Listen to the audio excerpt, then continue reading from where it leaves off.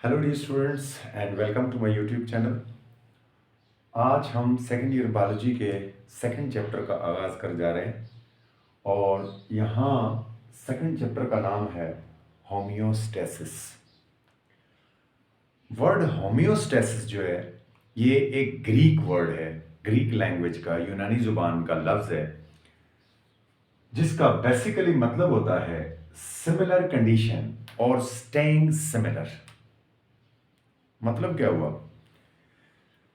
जिस तरह हमारा एनवायरनमेंट बैरूनी तौर पर मौजूद है, इसी तरह से लिविंग ऑर्गेनिज्म की बॉडी के अंदर भी एक एनवायरनमेंट मौजूद है। यहां जरा गौर करें, ये एक सेल है। सेल के अंदर इसका एक प्रॉपर एनवायरनमेंट है जिसके अंदर इसकी ऑर्गेनेलीज, इसके अंदर पाया जाने वाला पानी यानी साइटोप्लाज्म, इसका न्यूक्लियस, न्यूक्लियर ऑर्गेनेली, उसके अंदर पाए जाने वाली साइटोप्लाज्म में पाई जाने वाली मुख्तलिफ चीजें मौजूद हैं। और याद रखिएगा कि ये तमाम चीजें एक खास लिमिट में होती हैं। प्रोटीन एक खास लिमिट में होगी, मिनरल्स एक खास लिमिट में होंगे, पानी एक खास लिमिट में होगा, ऑक्सीजन एक खास लिमिट में होगी, कार्बन डाइऑक्साइड खास लिमिट में होगी। अगर ये जो इंटरनल कंडीशन है, इसकी इंटरनल एनवायरनमेंट है, ये किसी भी तरह से डिस्टर्ब हो जाए, जितना इसको नैरो लिमिट में होना चाहिए, अगर वो उससे डिस्टर्ब हो जाए तो ऑर्गेनिज्म की लाइफ डिस्टर्ब हो जाएगी। लिहाजा इन तमाम फैक्टर्स को एक खास लिमिट में रखना जरूरी है। अब ये फैक्टर्स जो इसके अंदर मौजूद हैं, ये लिमिट में कैसे रहेंगे? जब किसी चीज की ज्यादती हो जाएगी तो सेल उसको बाहर निकाल देगा, और जब किसी चीज की कमी हो जाएगी तो वो उसको बाहर से अंदर ले आएगा। बस जब किसी चीज की कमी होती है तो सेल या ऑर्गेनिज्म उसे अपनी बॉडी से बाहर निकाल देता है, और जब किसी चीज की ज्यादती होती है तो बॉडी से बाहर निकाल देता है, और कमी होती है तो बॉडी के अंदर ले आता है। इसी कंडीशन को हम क्या कहते हैं? हम इसे होम्योस्टेसिस कहते हैं। डेफिनेशन पर आते हैं। The tendency of a cell और organisms to regulate its internal environment is called homeostasis. किसी भी ऑर्गेनिज्म की वो खूबी, वो टेंडेंसी कि जिसमें वो अपने इंटरनल एनवायरनमेंट को रेगुलेट रखना चाहता है, एक खास लिमिट में रखना चाहता है, उसकी इस खूबी को हम होम्योस्टेसिस कहते हैं। किसने पहली बार मुतारफ कराया, रिकॉग्नाइज कराया इस प्रोसेस को?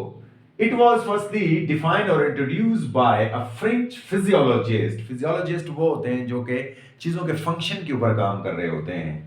His name was Claude Bernard, but later on it was introduced by Bradford Cannon in 1926। तो दो आदमियों का, यानी क्लेड बर्नर और ब्रैडफोर्ड कैनन ने 1926 के अंदर इसके ऊपर काम किया, और इसको पहली बार ये बात बताई कि लिविंग ऑर्गेनिज्म अपने इंटरनल एनवायरनमेंट को एक खास लिमिट में रखने की सलाहियत रखती है। Various factors of homeostasis. कौन कौन से मेन फैक्टर्स हैं लिविंग ऑर्गेनिज्म की बॉडी में या सेल की बॉडी में जिनको मेंटेन रखना या होम्योस्टेसिस में रखना जरूरी है? There are three main factors of homeostasis. Homeostasis के तीन बड़े फैक्टर्स हैं जिनको मेंटेन रखना जरूरी होता है। उसमें से पहला है जनाब ऑस्मोरेगुलेशन, दूसरा है एक्सक्रीशन, तीसरा है थर्मोरेगुलेशन। वन बाय वन देखते हैं जनाब। ऑस्मोरेगुलेशन क्या है? It is the control of gain or loss of water and dissolved salt from the body of a living organism। सबसे ज्यादा लिविंग ऑर्गेनिज्म की बॉडी में पानी पाया जाता है। कुछ कहते हैं कि 70 से लेकर कुछ ऐसे ऑर्गेनिज्म भी हैं जिनकी बॉडी में 95% तक पानी होता है। ठीक है, इस पानी को रेगुलेट रखना, इसकी खास मिकदार बॉडी में बराबर रखना इंतहाई जरूरी है। मसलन इंसान की बॉडी में तकरीबन 70-71% पानी है। अगर इस पानी की मिकदार गिर कर शॉर्ट होते होते 10 रह जाए तो प्रोटोप्लाज्म डाई हो जाएगा।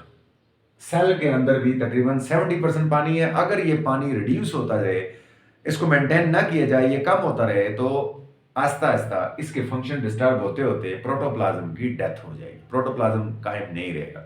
सो पहली चीज है जनाब ऑस्मोरेगुलेशन ऑफ वाटर। वाटर के साथ डिजॉल्व साल्ट, जैसे यहां पर आयरन है, कैल्शियम है, सोडियम है, क्लोरीन है, मुख्तलिफ किस्म के साल्ट होते हैं, डिजॉल्व होते हैं जो पानी में, उनका बैलेंस भी बराबर रखना जरूरी है। तीसरी चीज जो है वो दूसरी चीज जो है वो है एक्सक्रीशन। एक्सक्रीशन का मतलब होता है जब ये अपने काम कर रहा होता है तो उसके अंदर बहुत सारे वेस्ट प्रोडक्ट पैदा होते हैं, गैर जरूरी चीजें पैदा होती हैं। उन वेस्ट प्रोडक्ट्स को और नॉन यूजफुल थिंग जो अंदर पैदा हो जाती हैं उनको भी बाहर रिमूव करवाना, ये भी ऑस्मो रेगुलेशन सॉरी होम्योस्टेसिस का पार्ट है, क्योंकि अगर वो अंदर रहेंगे तो वो भी डिस्टर्बेंस पैदा करेंगे। सो it is the process which in which the waste products of metabolism and other non-useful materials are eliminated from the living bodies. Living body से वो वेस्ट प्रोडक्ट्स, गैर जरूरी चीजें और नॉन यूजफुल थिंग जो सेल को नहीं चाहिए वो रिमूव की जाती हैं। तीसरी जो चीज है वो है जनाब थर्मो रेगुलेशन। थर्मो जैसे उसके नाम से जाहिर है टेम्परेचर को कहते हैं। लिविंग ऑर्गेनिज्म की बॉडी के अंदर एक खास टेम्परेचर होता है। मैं आपको इंसान की बॉडी की बात करूं तो इंसान की बॉडी का टेम्परेचर अक्सर 98.6 फ़ारेनहाइट या 37 डिग्री सेंटीग्रेड होता है। अब अगर ये यहां से ऊपर चला जाए या नीचे आ जाए तो दोनों कंडीशनों में बॉडी डिस्टर्ब हो जाती है। ऊपर चला जाए तो हम कहते हैं फीवर हो गया, आदमी बीमार हो गया, वो नॉर्मल नहीं रहा, उसमें डिसईज हो गया है।